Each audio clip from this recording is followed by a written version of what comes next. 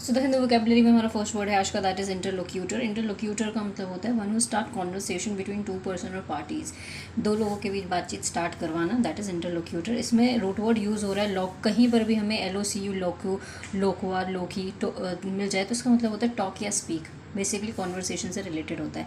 हमारा next word है that is outrage. Outrage का मतलब होता है गुस्सा, क्रोध, रोष, आक्रोश, ठीक है।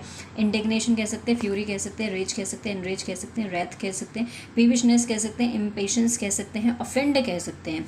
फिर grumpiness, grouchiness, testiness, rankled, infuriated, apoplectic, cantankerous, splenetic, fractious, vexed, agitated, pestered, piqued, exasperated, irksome, quarrelsome, pettishness, peevishness and incensed बोल सकते हैं। Next is setback. सेटबैक का मतलब होता है बेसिकली फेलियर, नाकामयाबी। Fiasco, hiccups, failure, problem, debacle, issue, gap भी कह सकते हैं। Next is stem from. Stem from का मतलब होता है बेसिकली कोई चीज़ शुरू होना या फिर उत्पन्न होना। ओरिजिनेट फ्रॉम कह सकते हैं, डेराइव फ्रॉम कह सकते हैं, अराइज कह सकते हैं, डेवलप कह सकते हैं, मैनेट कह सकते हैं, डॉन कह सकते हैं, स्टार्ट सुबह का, भोर, डॉन का मतलब भोर भी होता है, सुबह का समय भी होता है। Start, launch, begin, set off, pitch in, usher in, initiate, inaugurate भी कह सकते हैं। हम इसके लिए ना हम ओपनिंग भी कह सकते हैं। और स्टेम का एक मतलब और होता है बेसिकली किसी चीज़ को प्रिवेंट करना, हॉल्ट करना, बेसिकली रोक देना भी होता है। जब खाली स्टेम होता है तो स्टेम फ्रॉम होता है तो उसका मतलब शुरू होना या उत्पन्न होना होता है। Next is impunity. इम्प्यूनिटी का मतलब होता है बेसिकली आपने किसी को डिस्काउंट दे दिया या आपको टेस्ट लेना था, टेस्ट पोस्टपोन हो गया तो आपको इम्प्यूनिटी मिल गई, राहत मिल गई, छूट मिल गई, रियायत मिल गई, सुकून मिल गया।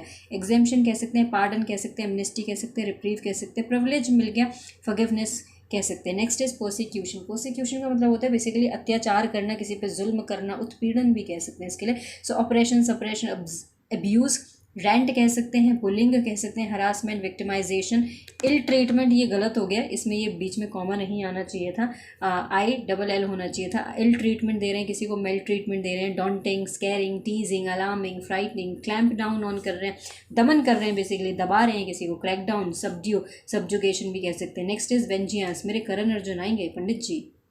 बेसिकली बदला लेना, retribution, pay back, reprisal, avenge, revenge, counter attack, devil's advocate, taste of one's medicine कह सकते हैं, रिक्विटल कह सकते हैं, टेट फॉर टैट कह सकते हैं, नेमेसिस कह सकते हैं, रिटेलिएशन कह सकते हैं, अम्ब्रेज भी कह सकते हैं। हमारा नेक्स्ट वर्ड है आज का, दैट इज शॉविनिस्ट। शॉविनिस्ट का मतलब होता है एक ऐसा इंसान जो कट्टरपंथी होता है, कट्टरवादी भी कह सकते हैं इसको, जो सिर्फ बोलते हैं हम हैं, बाकी तो सब पानी कम है, बाय गॉड कह सकते हैं, फेनेटिक, जीलट, जिंगोइस्ट, एक्सट्रीमिस्ट, डॉगमेटिक। और ये लोग जिद्दी भी होते हैं क्योंकि अपनी बात पे अड़े रहते हैं। तो stubborn, obstinate, obdurate, pugnacious, bull headed, rigid, inflexible, recalcitrant, uncooperative होते हैं, नॉन कंप्लाइंट होते हैं, एडमिट होते हैं, इंट्रासीजेंट होते हैं।